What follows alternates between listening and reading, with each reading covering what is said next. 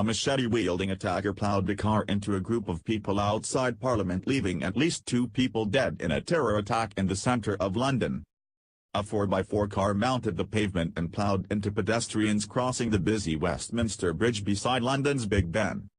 Parliament has been placed on lockdown with MPs locked inside and armed police carrying shields protecting the building. Reports suggest that 12 people have been injured, with 1 woman and another victim confirmed dead after the horrific attack. Scotland Yard have confirmed that the attack is being treated as a terrorist incident. A police officer has been stabbed and the alleged assailant was shot by armed police, Commons leader David Lidington has told MPs.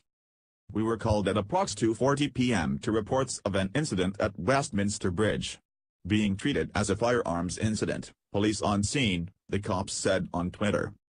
Pictures are emerging of multiple injured on Westminster Bridge, with video showing hundreds running at the time of the attack.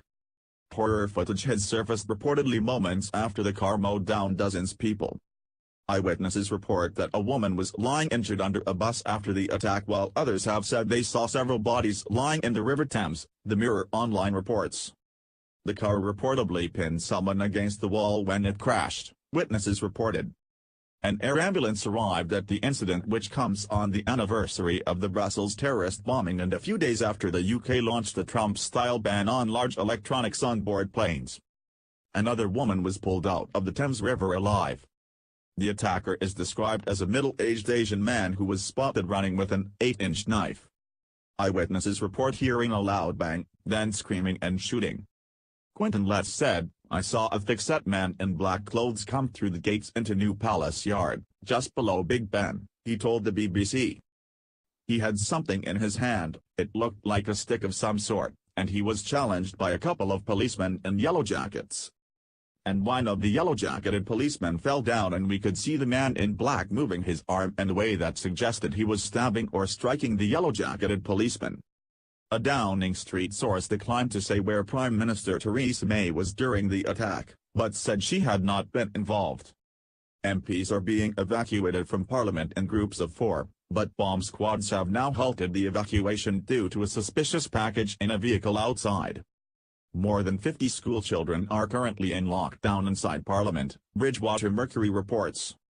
Tourists have also been held in the London Eye Ferris wheel while police deal with the situation. The Buckingham Palace gates have been closed as a precaution. David Lidington told MPs, the alleged assailant was shot by armed police. An ambulance is currently attending the scene to remove the casualties. There are also reports of further violent incidents in the Palace of Westminster, but it would be wrong of me to go into further details before confirmation from the police. MPs and staff in the Parliament building sent messages to friends and family to let them know they were safe. Labour MP John Trickett tweeted during the incident saying, "Democracy will not be intimidated by terror." Dennis Burns described the chaotic scenes after the attack saying, "When I got inside I was wondering what the hell was going on, and I saw dozens of panicked people running down the street. The first stream was around 30 people and the second stream was 70 people. It looked like they were running for their lives." Another witness, Rick Longley, fought back tears as he described seeing the attacker stab a police officer. He said, "We were just walking up to the station and there was a loud bang and someone crashed a car and took some pedestrians out. They were just laying there and then the whole crowd just surged around the corner by the gates just opposite Big Ben. A guy came past my right shoulder with a big knife and just started plunging it into the policeman. I have never seen anything like that. I just can't believe what I just saw." Prime Minister Theresa May has called an emergency Cobra meeting for later today, Downing Street has said.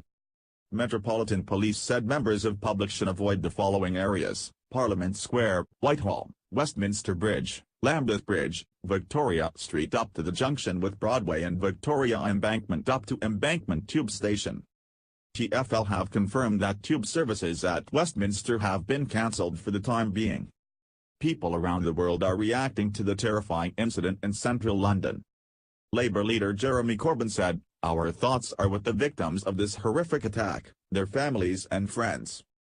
The Scottish Parliament at Holyrood have suspended their vote on independence referendum.